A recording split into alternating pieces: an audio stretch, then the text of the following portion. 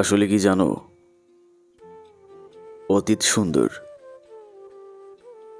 কিন্তু যে অতীত তোমাকে ব্যথা দেয়, যন্ত্রণা দেয়, ভালো থাকতে দেয় না, রাতের ঘুম হারাম করে দেয়, তোমার শান্তি কেড়ে নেয়। আমি বলছি না সে অতীত ভুলে যেতে, আমি শুধু বলছি সে অতীত দূরে রাখতে। অতীত সুন্দর, কিন্তু সব অতীত সবসময় মনে করতে নেই। ভবিষ্যৎ বলে একটা শব্দ আছে, যা তোমার অতীতের থেকেও সুন্দর হবে। অপেক্ষা করো, ধৈর্য ধরো,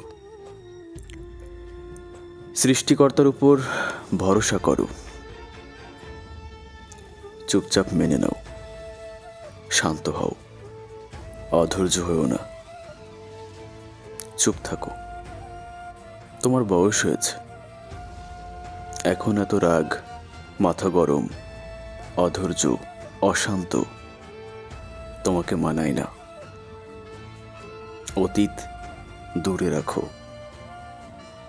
ভাবো তোমার ভবিষ্যৎ ভীষণ সুন্দর হবে।